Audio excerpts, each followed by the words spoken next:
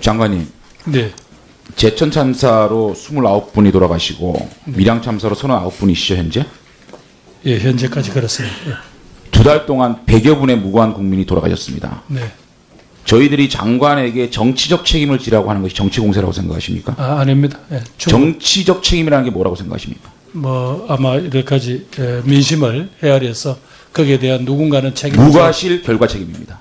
예, 맞습니다. 장관께서는 과실이 없더라도 이 결과에 대한 책임을 무한 책임을 지시는 분입니다. 예, 그래서 조금 더 부인할 생각 없습니다. 그 책임에 대해서 어떻게 하실 겁니까? 함부로 제 일신의 무슨 문제라고 말씀드리기는 조심스럽습니다만은 의원님께서 지적하신 대로 무한 책임을 질 수밖에 저희들은 없다는 걸 잘 알고 각종 있습니다. 재난, 화재, 인명사고에 대해서 정권 물러가라고 정치 공세한 적 없습니다. 다만 정치적 책임은 누군가는 져야 됩니다. 무고한 국민들이 100여 분 이상 돌아가셨습니다. 정치적 책임에 대해서 무겁게 생각해 보시기 바라고요. 네. 국가안전대진단? 예.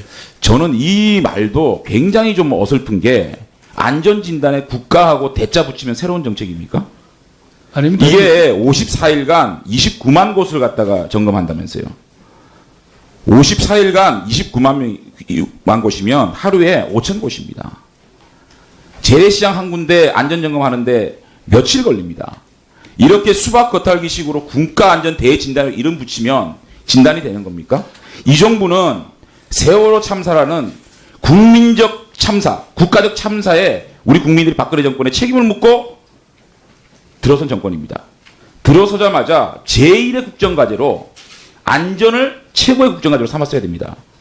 대통령이 행정부장 장관이 시도지사에게, 시도지사는 기도단체장에게 특별 소방점검, 특별 재난진단을 하라고 이미 정권이 시작 때부터 시작해야 되는 겁니다. 지금 와서 국가안전대진단 이런 소리를 하고 있는 정부를 우리 국민들이 봤을 때 어떤 생각이 들지 생각해 보십시오. 그리고 장관께서는 지금부터 정치적 책임을 어떻게 질 것인지 고민하시기 바라겠습니다. 하시겠습니까? 말씀드렸습니다. 예. 경찰청장님, 인권침해 사건 진상조사위원회. 예. 훈령이 가지고는 되지 않는다 그래서 법제처에서 결론을 가지고 훈령을 고치셨어요? 예. 훈령을 고치셨는데 그 훈령으로 지금 하고 있는 민간조사관 임용이 가능하다고 보십니까? 예. 근거 법령으로 지금 뽑고 있죠. 뽑았습니까? 뽑고 있습니까?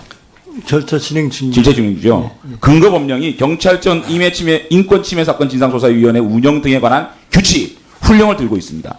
그런데 국회의 입법조사처에서 회신이 왔습니다. 임기제 공무원 채용은 국가공무원법과 공무원 임용법에 따라 이루어지며 질의서에 제시한 경찰청 인권침해 사건 진상조사위원회 운영 등에 관한 규칙으로는 전문 임기 공무원제 채용에 근거가 되지 못한다. 입법조사처의 결론입니다. 이거 보시고 그 임용 지금 중단하실 생각 없습니까? 법률에 생각하십시오. 아니, 그 법제처의 의견도 들어봤는데요. 의원님 말씀하신 걸 보고 저희가 판단을 검토를 해보겠습니다. 검토하십시오. 검토해서 입법조사처의 유권 해석이 맞다고 생각하면 지금 민간조사관 임용 중단하십시오.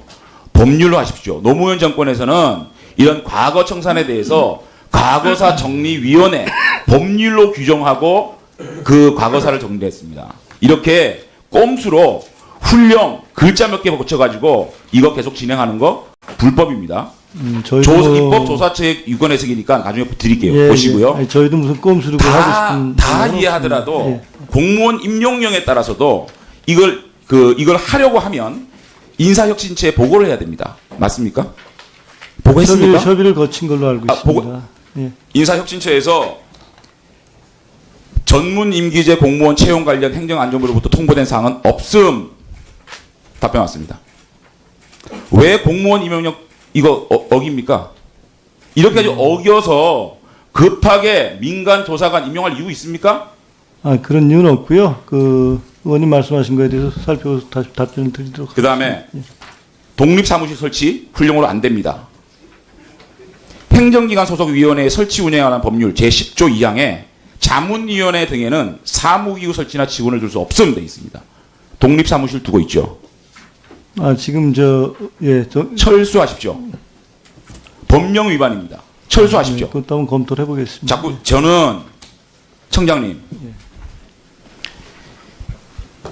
정권이 바뀌었다 그래서 전임 정권 당시에 경찰청이 직접 수사하고 처벌했던 사건에 대해서 자신들이 직접 처벌한 사건에 대해서 민간 조사관들 이런 사람들을 고용을 해가지고 재수사하겠다? 그 기본적으로 제 저는 이게 수사는 아닙니다. 예. 수사는 아닙니다. 청장님. 예. 수사권 독립하시겠다면서요. 아니 그거는 수사권하고 정권에 재정조사- 예. 들어보세요. 정권에 잘 보인다고 수사권 조정이 되는 게 아닙니다. 알고 있습니다. 예. 국민들의 여론과 신뢰를 회복해야 됩니다. 그 신뢰는 반성부터 해야 됩니다. 그런데 자신들이 한 일에 대해서 이렇게 지금 제가 그 인권침해 사건 진상조사위원회 위원들 4대 사건 시위 상황 실장까지 들어가 있다고 얘기했고 우리 경찰청장께서는 국정감사 기간 동안 앞으로 이것을 운영하는 데 있어서 보강되는 분들에 대해서는 말씀하신 그대로 그 균형을 맞추도록 하겠습니다라고 답변을 하셨어요. 예. 위원 바꿨습니까? 위원 보충했습니까? 보강했습니까? 아니, 개혁위원들 바뀐 분들은 개혁위원회가 예. 아니고요. 인권침해 진상조사위원회 얘기하는 겁니다. 그분들은 그때 그 멤버 그대로입니다. 예. 이거 균형 맞출 생각 없습니까? 그 부분은 지금 현재 개혁위원은 현재 중간에 이제 나가신 분들에 대해서는 다시 선임을 아니, 했고요. 개혁위원회는 자문위원회잖아요. 예? 이거는 실질적인 조사를 지휘하는 겁니다. 그죠?